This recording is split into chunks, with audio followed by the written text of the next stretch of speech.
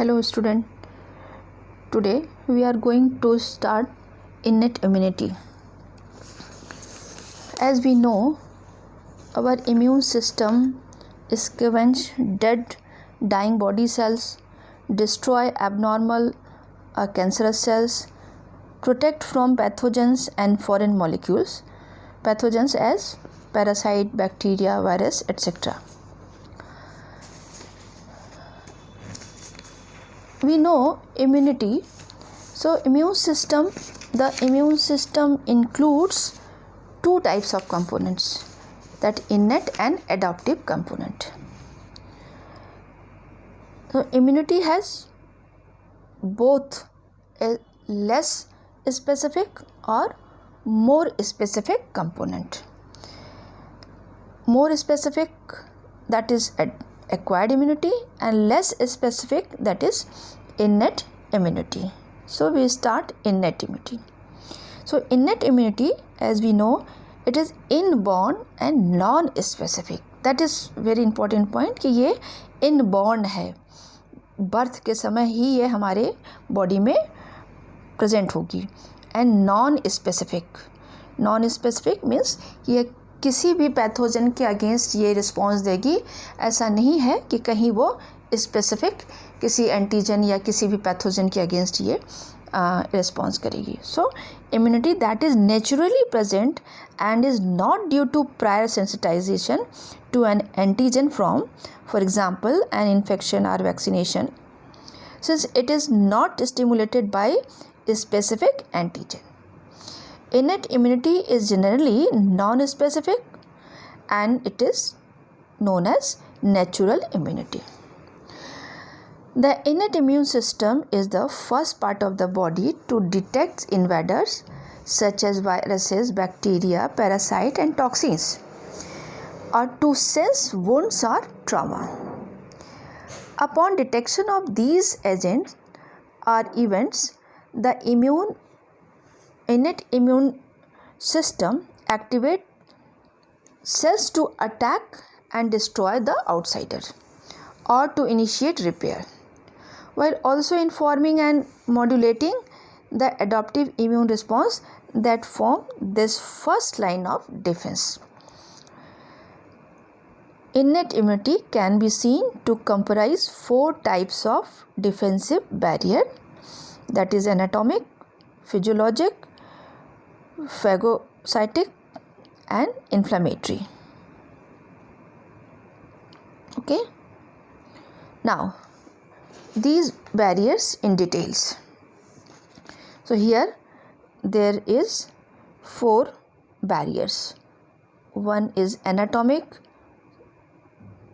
second is the physiologic, third is the phagocytic or endocytic, and fourth is the inflammatory barrier. Now anatomic barrier. हम सभी लोग जानते हैं कि anatomic barrier का मतलब स्ट्रक्चरल जो हमारे बॉडी में मेन स्ट्रक्चर होंगे, दैट इज़ वो जो first lines of defence create करते हैं, that is the skin. Skin हमारा एक बहुत ही इम्पॉर्टेंट बैरियर है जो किसी भी पैथोजन, फॉरेन पार्टिकल, केमिकल सभी से हमारी बॉडी को प्रोटेक्ट करता है. तो जैसा हम जानते हैं कि skin have two major layer, outer epidermis and inner dermis. Outer epidermis में जो कंडीशन होगी वो क्या होगी?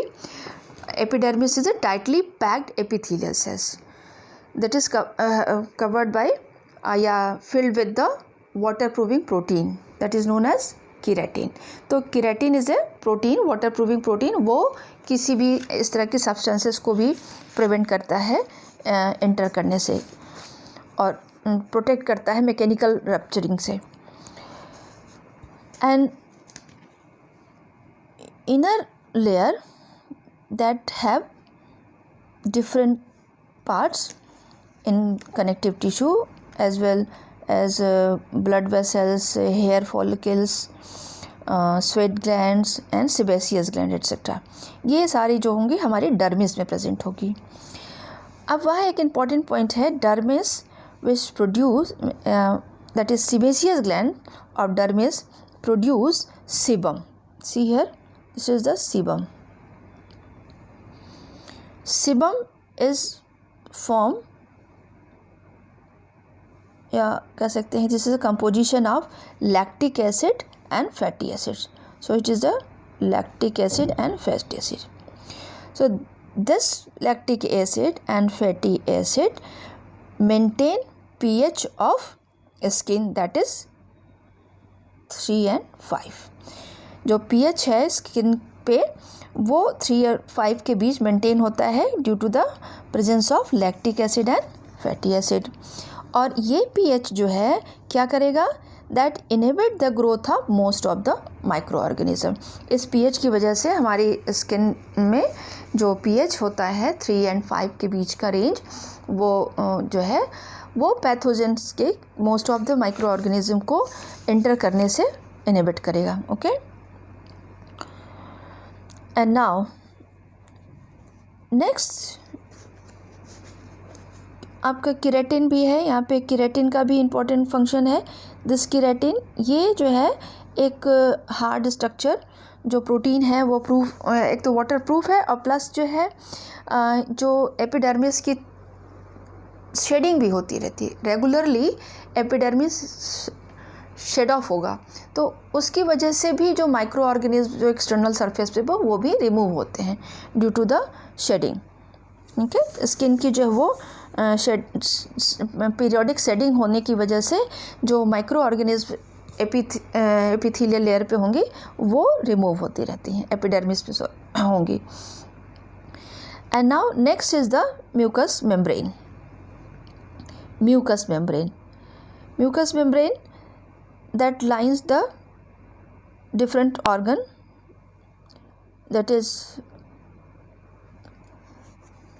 conjunctiva, alimentary canal, respiratory tract, urogenital tract, etc. These structure are lined by the mucous membrane. और ये म्यूकस मेम्ब्रेन जनरली जो है वो पैथोजन को इंटर करने से प्रोटेक्ट करेगी, बट किसी भी पैथोजन का एंट्री भी इन्हीं ट्रैक के म्यूकस लेयर से पास हो, मेम्ब्रेन को क्रॉस करके वो इंटर कर सकती है. ठीक है. तो इन म्यूकस मेम्ब्रेन से ही हमें जो है कुछ और भी कुछ केमिकल भी सिक्रेट होते हैं, जिसमें जो है सलाइवा, टीयर्स, आइज़ में जो टीयर की फॉर्मेशन या सलाइवा माउथ में, ये भी सारे जो है वो म्यूकस सिक्रेशन की जो है वो प्रिवेंट करते हैं माइक्रोब्स को. ठीक है. इन्वेडर्स को ये, because tears and saliva they have lysozyme, तो ये एक केमिकल मॉलिक्यूल की तरफ भी जाएंगे. That is physiologic barrier. Now physiologic barrier, suppose temperature. Normal temperature body का वो भी एक जो है ससेप्टेबल टू बैक्टीरिया. ये जो बैक्टीरियल डिजीज़ है वो many species are not susceptible to certain diseases simply because their normal body temperature. जो बॉडी टेम्परेचर है हमारा, उसके वजह से कुछ जो बैक्टीरिया है वो इंटर करने में पॉसिबल नहीं हो पाते. And temperature inhibit the growth of microbes और पैथोजेंस. एक एग्जांपल है कि anthrax is a serious infectious disease. ये चिकन में होता है. तो chicken have innate immunity to anthrax because क्योंकि चिकन का टेम्परेचर, बॉडी टेम्परेचर बहुत हाई होगा. तो हाई टेम्परेचर की वजह से एंथ्रेक्स जो है चिकन में पॉसिबल नहीं है, because anthrax caused by Bacillus anthracis and their body temperature is so high so it cannot enter into the chickens. तो बर्ड की बॉडी टेम्परेचर ह्यूमन से ज़्यादा होगा, तो हाई टेम्परेचर जो है ये शो करता है कि बैक्टीरियल इन्फेक्शन को प्रिवेंट करेगा. And now next pH. This is the pH means acidity. तो जैसे हम जानते हैं gastric acidity, very low ingested very low acidity जो है इन स्टमक जो है होती है, तो उसमें क्या के देखते हैं कि माइक्रोब्स जो है उसमें ग्रो नहीं कर सकते। पीएच जो है अगर देखें तो स्टमक का 2 to 3 के अराउंड होता है। तो एसिडिक मीडियम की वजह से हमारे उसमें स्टमक में पैथोजेंस जो है वो सर्वाइव नहीं कर सकते हैं, वो एंटर नहीं करेंगे या फिर किल हो जाते हैं। And next is the chemical mediator. Chemical mediator, which are different types of chemical mediator. आप देख रहे हैं यहाँ, वन इज़ लाइसोसोम। ये अभी हमने आपको बताया कि लाइसोसोम इज़ एंजाइम जो बैक्टीरियल वॉल को रप्चर करने में या उसको डाइजेस्ट करने में हेल्प करता है। तो टीएस में, सलाइवा में और भी जो है स्वेटिंग में, तो ये एंजाइम जो है वो हमारी जो है वो एक केमिकल मेडिएटर है जो कि पैथोजेंस को किल करने में हेल्पफुल होंगे। Interferons, alpha beta gamma, different types of interferon, a kind of cytokines which also present and they involve to antiviral state. ये इंटरफेरॉन की वजह से जो है वो they induces the antiviral state in uninfected cells, ठीक है। And third is the complement lysis. Microorganisms का जो है कंप्लीट जो है क्लियरिंग जो है तब होती है जब कॉम्प्लीमेंट सिस्टम जो है उसमें इन्वॉल्व होगा। तो कॉम्प्लीमेंट लाइसिस माइक्रो ऑर्गेनिम्स और फैसिलिटेट फैगोसाइटोसिस। तो फैगोसाइटोसिस में फैगोसाइटोज होने में जो हमारा जो एक पूरा बैक्टीरियल से एंटीबॉडीज़ या जब कॉन्टैक्ट हो तो उसमें हमारा कॉम्प्लीमेंट मॉलिक्यूल जो है वो इन्वॉल्व होता है। तो हम लोग डिटेल में जब इसको देखेंगे तो ये भी आपको मिलेगा। And toll like receptor, this is the toll like receptor recognize microbial molecule.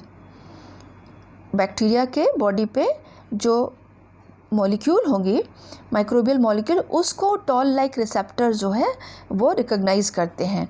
The signal cell to secrete immunostimulatory cytokines. For example इसके लिए जो है एक toll like receptor 2 that recognizes the लाइपोडाइसैकेराइड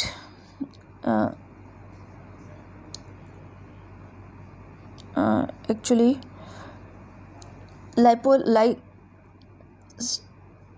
sorry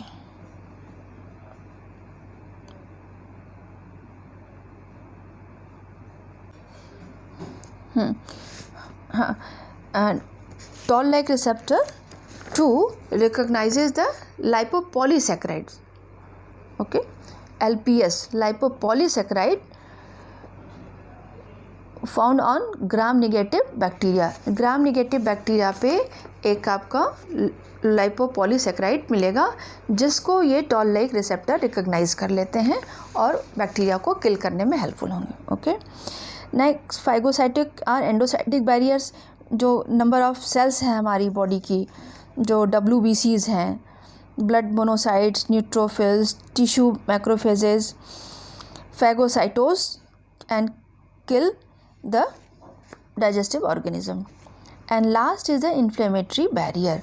Inflammatory barrier, that is यहाँ पे जो है मैं क्या होगा, ये tissue damage and infection induce leakage of vascular fluid containing serum, protein and antibacterial activity and influx of phagocytic cells into affected area. तो ये हम लोग अब डिटेल में देखेंगे कि एक जो इन्फ्लेमेटरी रिस्पॉन्स है हमारी बॉडी में, जो इन्नेट इम्यूनिटी का एक मेजर स्टेप्स है, वो हम डिटेल में देखेंगे। So here there is a inflammatory response. Inflammatory response को हम बहुत आराम से समझें। सपोज़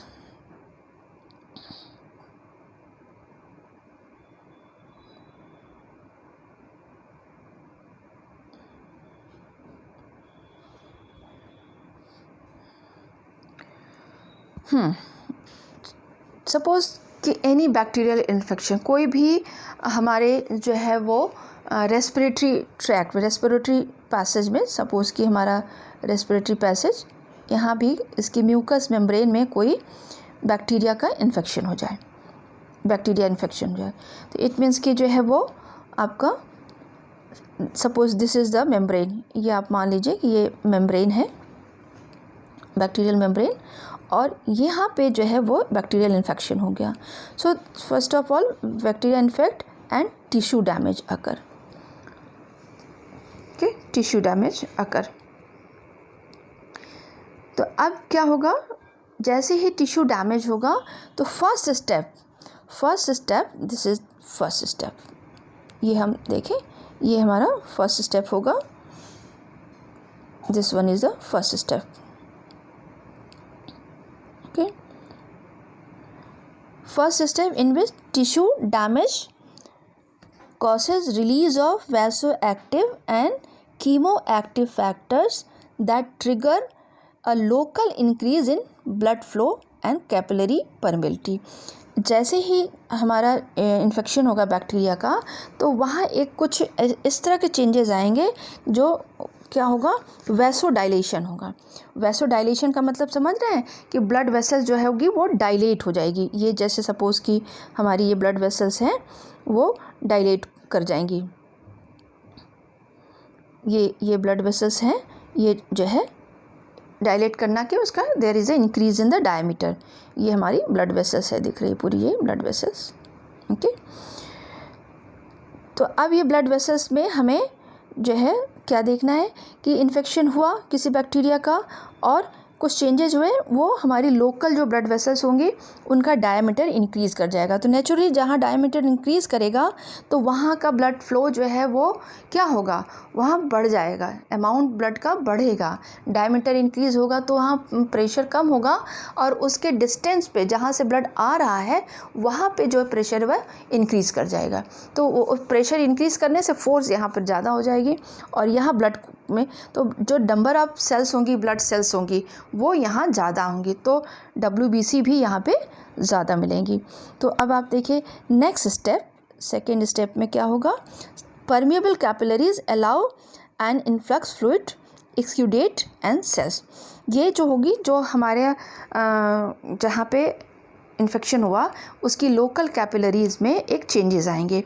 एक चेंजेस क्या आएगा कि वो इसकी जो हमने अभी बताया कि डायमीटर बढ़ जाएगा, वैसोडाइलेशन होगा। तो डायलेशन में ये नंबर ऑफ़ सेल्स जो है आपके देखिए बढ़ जाएंगी, ये RBC है और ये WBCs हैं, नंबर ऑफ़ WBCs हैं, तो ये बढ़ जाएंगे। और उसके बाद जो है एक और चेंजेस आएंगे कि देयर इज़ अ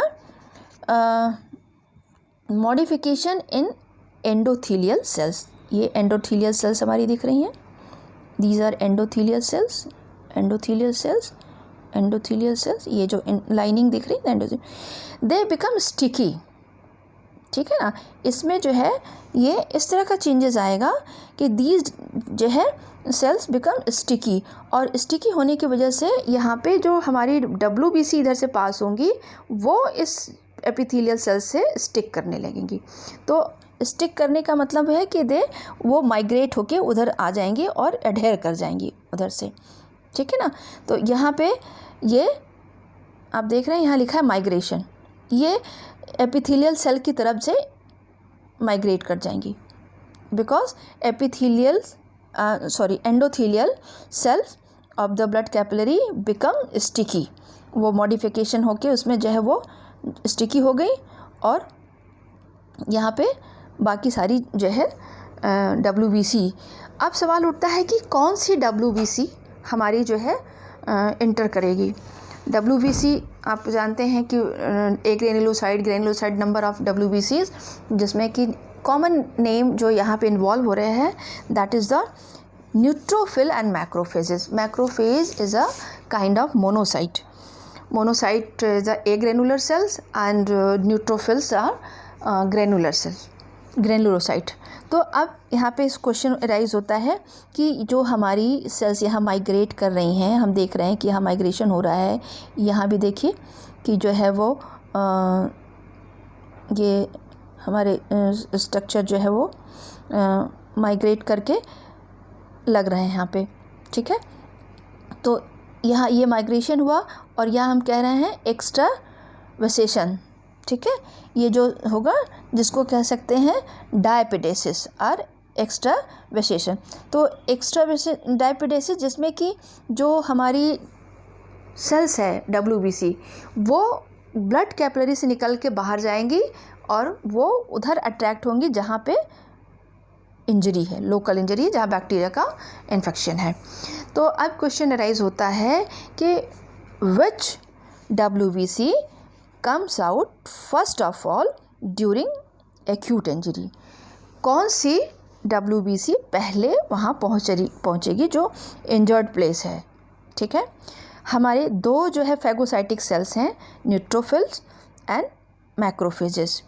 न्यूट्रोफिल जिसको हम सभी जानते हैं मल्टीलोब स्ट्रक्चर, वो, और एक मैक्रोफेज जो काइंड ऑफ मोनोसाइट है।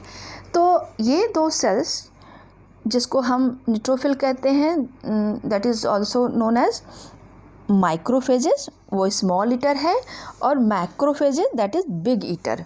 ठीक है ना। तो पहले कौन इंटर करेगा यहाँ पे, सबसे ज़्यादा नंबर्स किसके पहले इंटर करेंगे, न्यूट्रोफिल से।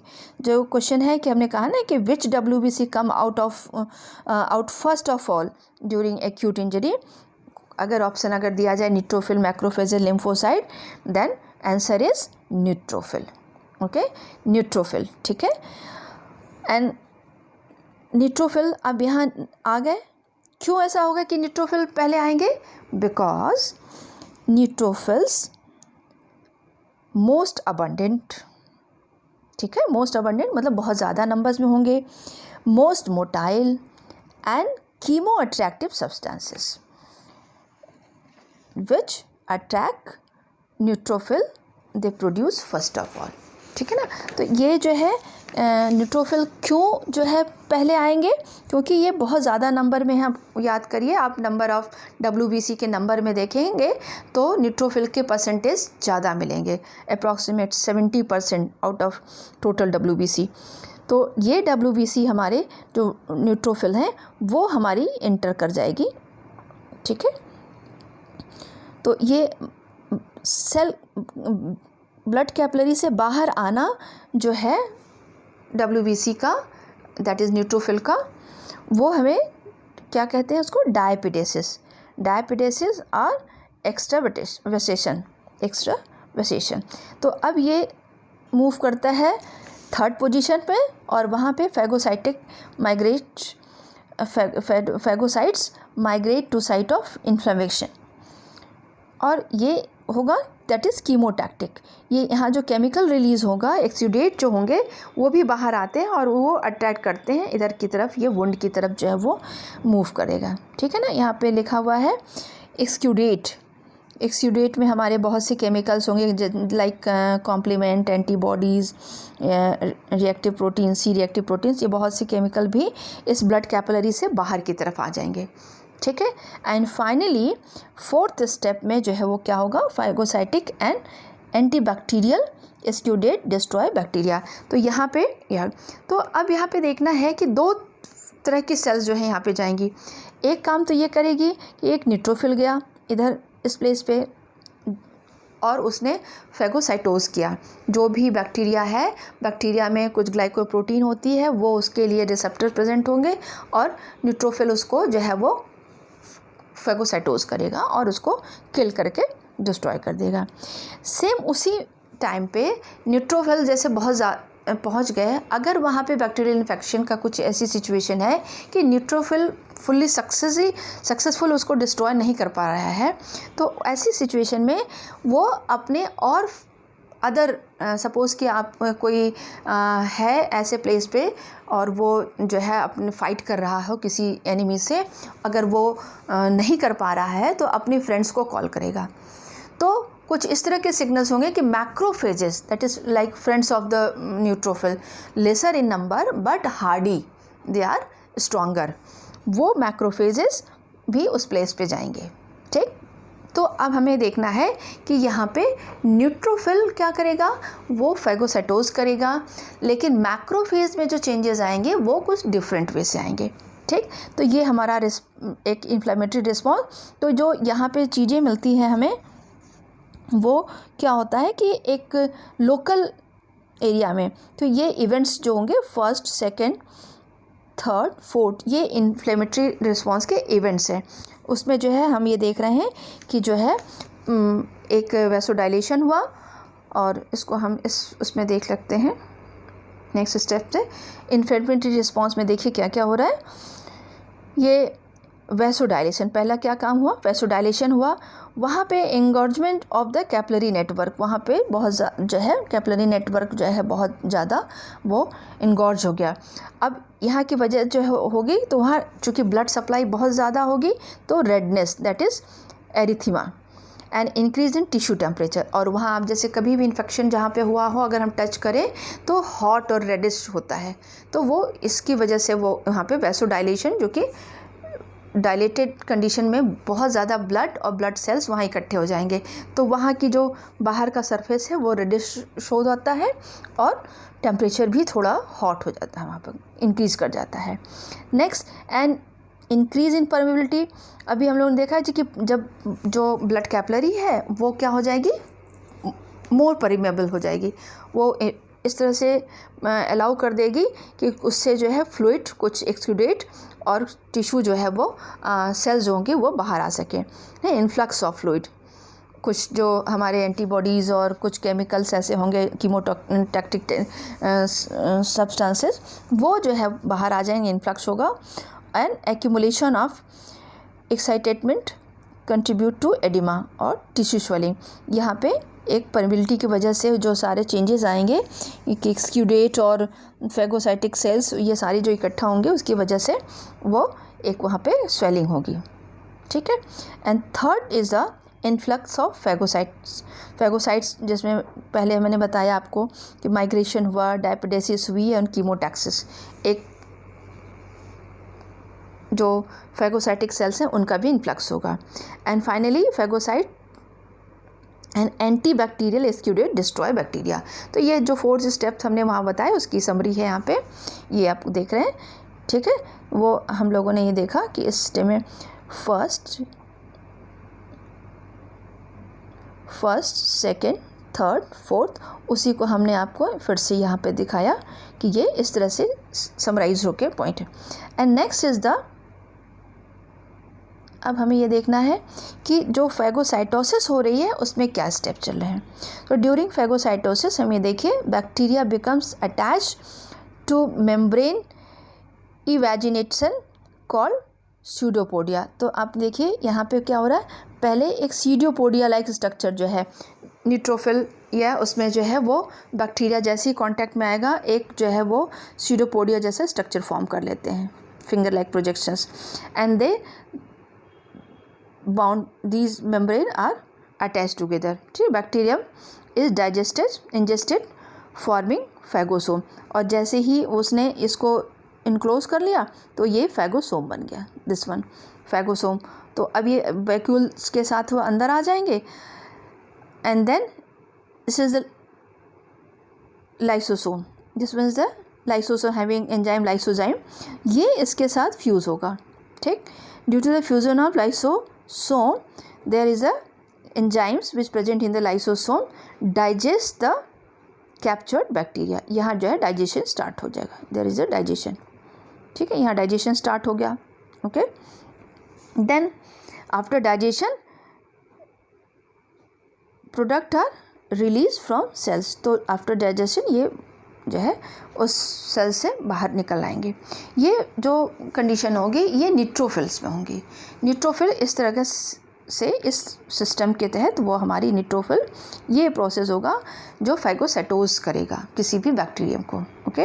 तो उसने एक प्रोजेक्शन, उसका फिंगर लाइक प्रोजेक्शन हुआ, इनक्लोज किया, वो एक वैक्यूल जिसमें को फैगोसोम कहेंगे उसको, फैगोसोम से लाइसोसोम अटैच्ड हुआ, ठीक है, और एंजाइम्स के कांटेक्ट में आए और उस एसिडिक मीडियम में वो जो है बैक्टीरिया को डाइजेस्ट करेंगे, and finally digest content was ejected out. तो ये फैगोसाइटोसिस की प्रेजेंस है, okay. Now next step macrophages. अभी हमने आपको बताया कि first of all neutrophil comes at the place of infection. तो here point is neutrophil versus macrophages. Neutrophil versus macrophages. तो न्यूट्रोफिल क्या है, एक ये सेल देखिए जो काइंड ऑफ ए ग्रेनुलोसाइट, वो आपका मल्टी लोब स्ट्रक्चर है जिसके परसेंटेज ज़्यादा होंगे, वो जो है हेल्प करता है फेगोसाइटोसिस में, जिसको हमने बताया अभी आपको कि वो फेगोसाइटोस करेगा। और मैक्रोफेजेस जो है वो क्या है, एक काइंड ऑफ मोनोसाइट। एक्चुअली होता क्या है कि ब्लड में जैसे हमने कहा कि 2 kinds of WBC, A granulocyte and granulocyte. Neutrophil is a kind of granulocyte, अभी हम आगे थोड़ा और दिखाएंगे आपको। And macrophage is a monocyte. तो मोनोसाइट जब ब्लड कैपिलरीज में है तो हम इसको मोनोसाइट कहते हैं। बट व्हेन ब्लड कैपिलरीज से जब ये मोनोसाइट बाहर आ जाते हैं, आपको मैं डायग्राम, जैसे यहाँ पे डायपिडेसिस हो रहा है, तो अगर मोनोसाइट इस कैपिलरी से बाहर आ जाते हैं जहाँ पे उनको डाइजेस्ट बैक्टीरिया को इनगल्फ करना है, तो उसको हम मैक्रोफेज कहते हैं। ठीक है, बात समझ आ रही है कि न्यूट्रोफिल नॉर्मली जो न्यूट्रोफिल्स हैं वो एज इट इज़ बाहर आते हैं, तो न्यूट्रोफिल ही हम उनको कह रहे हैं। But monocyte is a granulocyte which present in blood circulation, it is known as monocyte. When monocyte come outside the capillary, it is known as macrophages. ठीक है, तो ये बात यहाँ पे हम ये कह रहे हैं कि ये हमारे आपके मैक्रोफेजेस। तो ये हम वर्सेस न्यूट्रोफिल वर्सेस आपको नहीं। अब यहाँ पे इम्पॉर्टेंट पॉइंट ये है कि हमारे मैक्रोफेजेस जो हैं वो आपके एक APC, antigen presenting cell form करेंगे। हमने आपको बताया कि न्यूट्रोफिल फेगोसाइटोस करेगा, लेकिन अगर वो पूरी तरह से बैक्टीरिया को किल नहीं कर पा रहे हैं, डाइजेस्ट किया बट वो पूरी तरह से न्यूट्रलाइज नहीं हो रही बैक्टीरिया, तो अपने वो फ्रेंड्स लाइक मैक्रोफेजेस को कॉल करेगा। तो मैक्रोफेजेस जो मोनोसाइट है, काइंड ऑफ मोनोसाइट, वो ब्लड सर्कुलेशन से निकल के टिश्यू प्लेस पे आएंगे और तब उसको हम कहते हैं मैक्रोफेज। और वो जो है वो पैथोजन के अगेंस्ट एक फेगोसाइटोसिस रिस्पॉन्स देंगे और इनगल्फ करेंगे बैक्टीरिया को और सब्सटेंसेस को सिक्रीट करते हैं। ठीक है, अब यहाँ पे एक और चीज़ होगी कि जो हमारा बहुत इम्पॉर्टेंट है कि अगर कोई यहाँ पे बैक्टीरिया अगर किल नहीं हुआ तो हमें उसके लिए हमें बॉडी को और रिस्पॉन्स करना पड़ेगा और स्पेसिफिक वे से काम करना पड़ेगा। तो ऐसी कंडीशन में एंटीजन प्रेजेंटिंग सेल, अब ये मैक्रोफेज जो पीस ऑफ पैथोजन अपने अंदर जो उनको प्रोसेस करके रखे हैं उसको वो एक्सप्रेस करते हैं अपने सरफेस पे, तो उसको हम कहते हैं एंटीजन प्रेजेंटिंग सेल। सपोज़ कि ये आपका पैथोजन वो है मैक्रोफेज, ये मैक्रोफेज है और इस कंडीशन में वो MHC, हमने पहले भी आपको नाम बताया था, MHC के थ्रू जो है यहाँ पे वो पैथोजन को एक्सप्रेस करते हैं। ठीक है, तो ऐसी कंडीशन में हम उसको नेम देते हैं एंटीजन प्रेजेंटिंग सेल। ओके, और नेक्स्ट आपका ये है कि मैक्रोफेजेस वर्सेस डेंड्राइटिक सेल्स। तो ये आपस में चेंज होने वाले स्ट्रक्चर हैं मैक्रोफेजेस और डेंड्राइटिक सेल्स, जो कि डेंड्राइटिक सेल जिसे न्यूरॉन की तरह का स्ट्रक्चर बनाता हुआ इसके स्यूडोपोडिया लिख रहे हैं, ये जो है वो लेस डेवलप स्यूडोपोडिया है और यहाँ बहुत ही highly develop neuron like structure है, तो इसको आप हम डेंड्राइटिक सेल्स कह रहे हैं। Okay, next is the WBC। जब हमने अभी आपको बताया कि this WBC neutrophil, eosinophil, basophil, ये आप क्या है ग्रेनुलोसाइट, आपको मैंने बताया granulocytes versus agranulocytes. So granulocyte, these are the granulocyte and these are the agranulocytes. देख रहे हैं आप, यहाँ छोटे छोटे ग्रेन्यूल्स दिख रहे हैं, these cells have granules but there is no granules. Okay, अब यहाँ पे देखिए granulocyte as we know they are neutrophil, eosinophils, basophil. ठीक है, and here agranulocyte that is monocyte and lymphocyte. अब ये ग्रेनुलोसाइट हमारा जो है वो मैक्रोफेज बनाएंगे, डेंड्राइटिक सेल बनाएंगे, और ये लिम्फोसाइट हमारी जो है T सेल और B सेल भी बनाएंगी। ठीक, तो ये हमारा है। तो इट मीन्स कि हम अगर देखें तो हमारा इनेट इम्यूनिटी जो है वो क्या दे रहा है कि कोई बैक्टीरियल इन्फेक्शन हुआ ठीक है, कोई बैक्टीरियल इन्फेक्शन हुआ तो क्या कंडीशन होगी, तो स्टेप में चीज़ें हमारी क्या चलेंगी, टिश्यू रप्चर, पहले वो कहाँ क्या होगा, वो टिश्यू रप्चर हो जाएगा। टिश्यू रप्चर होने के बाद फिर क्या होगा, चीज़ें जो है वो चेंज होगी, वो क्या होगा, ये हम इसको देख सकते हैं बैक्टीरियल इन्फेक्शन, जिसमें बैक्टीरियल इन्फेक्शन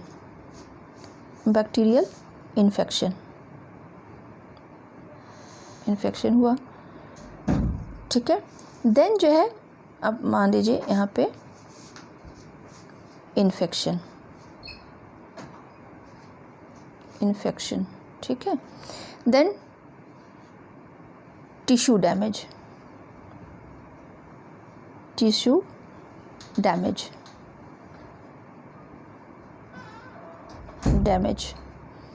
फिर क्या हुआ, न्यूट्रोफिल कम आउट, न्यूट्रोफिल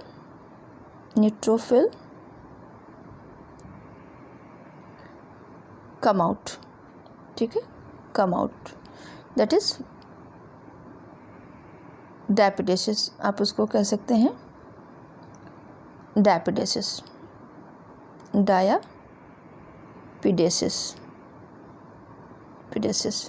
ठीक है।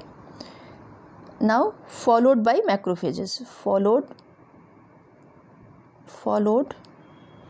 बाय मैक्रोफेज, मैक्रो को MQ करके भी शो कर सकते हैं, मैक्रोफेजेस।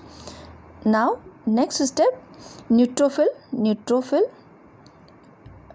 एंड मैक्रोफेजेस, शॉर्ट में लिख लेते हैं हम, neutrophil and macrophages both phagocytose the bacteria, okay. ये यहाँ पे हो गया। अब नेक्स्ट पॉइंट आता है कि ये जो हमारी बैक्टीरिया है उसमें जो है वो पैथोजन जो है, जिसमें जो हम एंटीजन है वो क्या है, वो सिंगल टाइप ऑफ एंटीजन है या मल्टी टाइप ऑफ एंटीजन है। तो अगर बैक्टीरिया में सिंगल टाइप ऑफ एंटीजन होगा तो उसे हम क्या कहेंगे, एक तरह से पॉसिबिलिटी क्या हो सकती है कि बैक्टीरिया में many types of antigen present होंगे, तो हम उसको कह सकते हैं एंटीजेनिकली मोज़ाइक कंडीशन। जैसे आप कह सकते हैं कि अगर कोई बैक्टीरिया है तो उस पर जो एंटीजन है, तो होल बैक्टीरिया की बात नहीं है, उस पर जो स्पेसिफिक स्ट्रक्चर है वो जो है एंटीजन है, these are antigen, different kinds of. तो एक बैक्टीरिया जो है ना, वो क्या कर सकते हैं कि one bacteria have one type of antigen और many type, that is many type of, every bacteria have many type of antigen. तो ऐसे केस में कैसे कि जो बैक्टीरिया है वो एंटीजेनिकली मोज़ाइक है। इसमें आप क्या देख रहे हैं, मेनी टाइप्स, कहीं आप ट्रायंगुलर सा है, कहीं स्क्वायर है, कहीं स्टार शेप स्ट्रक्चर है और कहीं इस तरह का है। तो ये क्या है, that is a antigenic part of the bacteria. तो इतने स्ट्रक्चर अगर बैक्टीरिया में प्रेजेंट है तो बैक्टीरिया को हम क्या कह रहे हैं, एंटीजेनिकली मोज़ाइक,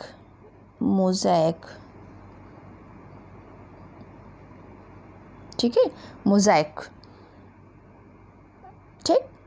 तो अब ऐसी कंडीशन है, अगर बैक्टीरिया में डिफरेंट टाइप ऑफ एंटीजन है तो हमें रिक्वायरमेंट क्या होगी, एंटीबॉडीज़ की। तो एंटीबॉडी कैसे होंगी, वो मल्टीपल टाइप ऑफ एंटीबॉडी, इसको किल करने के लिए हमें अलग टाइप का एंटीबॉडी चाहिए, इसे डिस्ट्रॉय करने के लिए डिफरेंट एंटीबॉडी चाहिए, इस एंटीजन को डिस्ट्रॉय करने के डिफरेंट एंटीजन बॉडी चाहिए और ये डिफरेंट चाहिए। इसका मतलब कि एक सिंगल बैक्टीरिया पे मल्टीपल टाइप ऑफ एंटीजन की प्रेजेंस पॉसिबल है। और जब मल्टीपल टाइप ऑफ एंटीजन होंगे, दैट इज़ रीजन, फिर क्या होगा, हमें मल्टीपल टाइप ऑफ एंटीबॉडी की फॉर्मेशन चाहिए। एंटीबॉडी जो हम देखेंगे अभी स्ट्रक्चर उसका बाद में।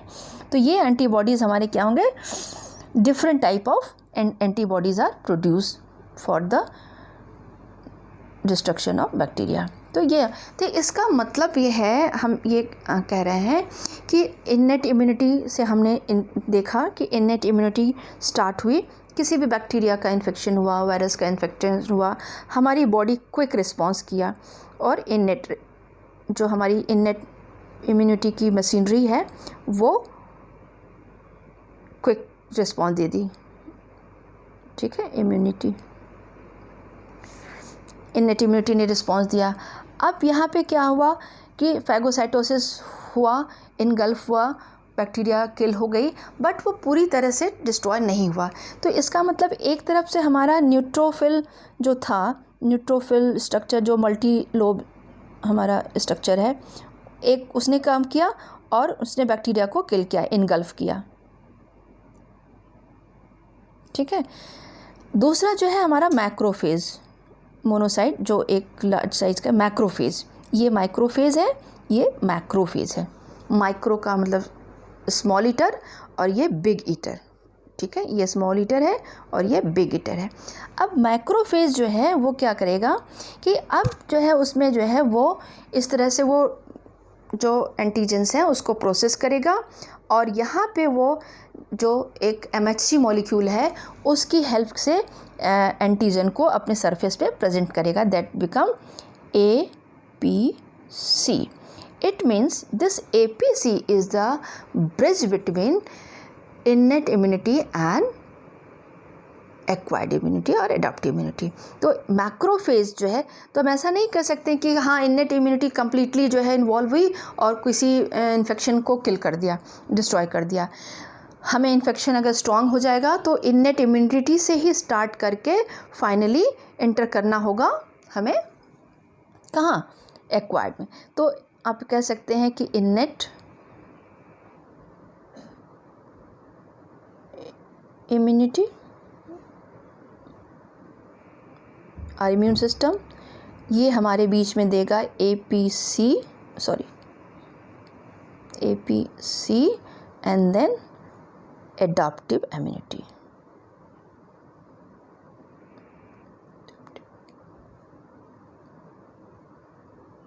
ठीक है, बात समझ आ रही है कि इन्नेट इम्यूनिटी से हम चलेंगे और हमारा बॉडी तमाम तरह से उसको चेक करता हुआ, बैरियर से क्रॉस करता हुआ इन्फ्लेमेटरी रिस्पॉन्स देगा और लास्टली जो है न्यूट्रोफिल और मैक्रोफेजेस मिलकर बैक्टीरिया को फाइगोसाइटोज करेंगे। डाइजेस्टिव एंजाइम जो लाइसोजाइम्स है उसको प्रोड्यूस करते हुए उसको इनगल्फ करेंगे।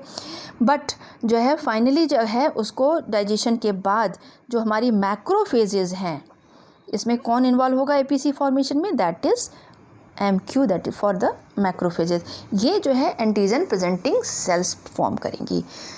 ये जो है एक तरह से ब्रिज है, इननेट और एक्वायर्ड इम्यूनिटी के बीच का ब्रिज। तो बिना इननेट के हम एक्वायर्ड में नहीं इंटर कर सकते। ओके, तो dendritic cells are macrophages, they behave like the APC। तो एंटीजन प्रेजेंटिंग सेल्स की जो अकरेंस होगी वो मैक्रोफेजेस पे होंगी या डेंड्राइटिक सेल पे होंगी। Okay, so these are the innate immunity. Thank you.